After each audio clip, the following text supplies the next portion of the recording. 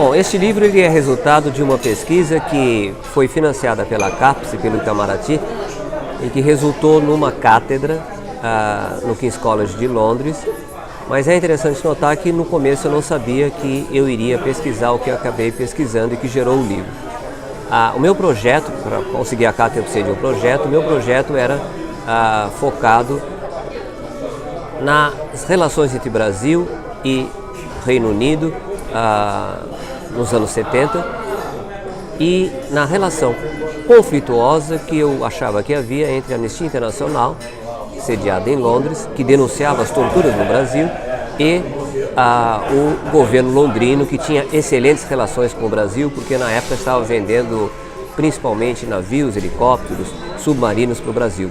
vendas de altíssimo valor. Ocorre que chegando lá em Londres, eu fiquei sabendo que a BBC estava fazendo uma matéria onde ela ia abordar a construção de salas de tortura no Rio de Janeiro, aqui na Barão de Mesquita, no DOI-CODE, e eles gostariam de conversar comigo. Bom, eu fui conversar com eles lá na BBC e daí para frente um problema que eu não estava pensando em tratar, que era a colaboração direta do Reino Unido com a tortura no Brasil, passou a ser o centro da pesquisa, e eu disse a eles que se eu encontrasse algum documento que comprovasse essa colaboração, que já era mais ou menos conhecida, mas não havia comprovação, eu passaria para eles.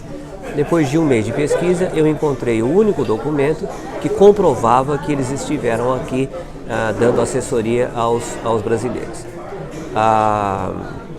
Eles construíram 3 salas na Barão de Mesquita, onde eles passaram a aplicar, os brasileiros,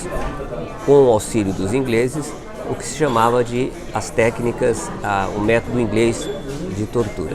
E o livro acabou se chamando Segredos de Estado, o Governo Britânico e a Tortura no Brasil. Com esse redimensionamento, o livro passou a ter 2 partes que estavam inicialmente previstas. Uma delas tentava explicar o que é o Foreign Office, o que é o Ministério das Relações Exteriores da Inglaterra, e a outra, o que é, logo na introdução, o que é a Anistia Internacional. E depois disso, desde o ato 5, em dezembro de 68, até a visita que o presidente Geisel fez à Inglaterra, em maio de 76,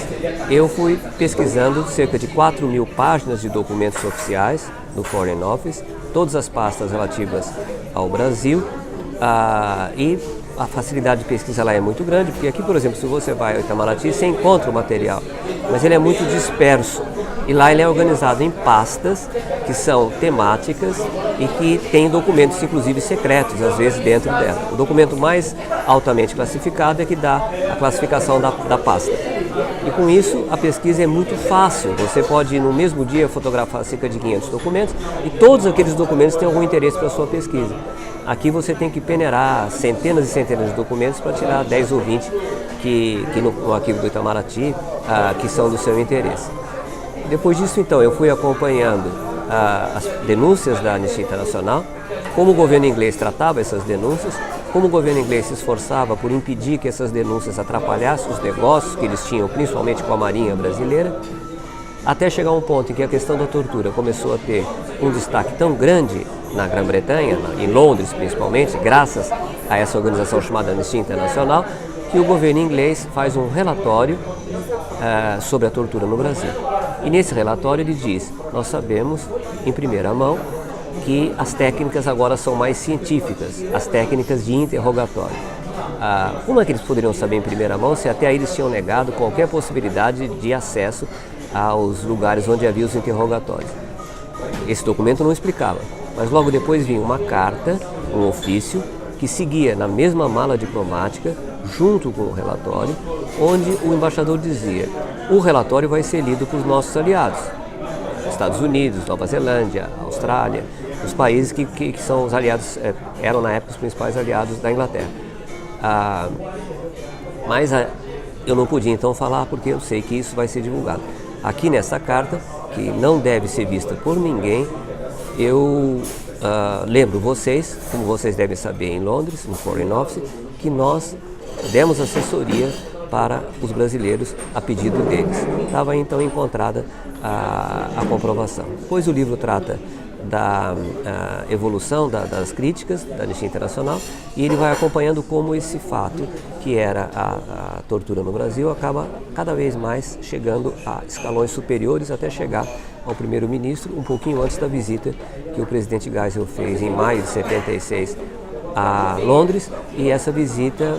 ele foi recebido com protestos e houve uma extrema dificuldade do governo inglês em impedir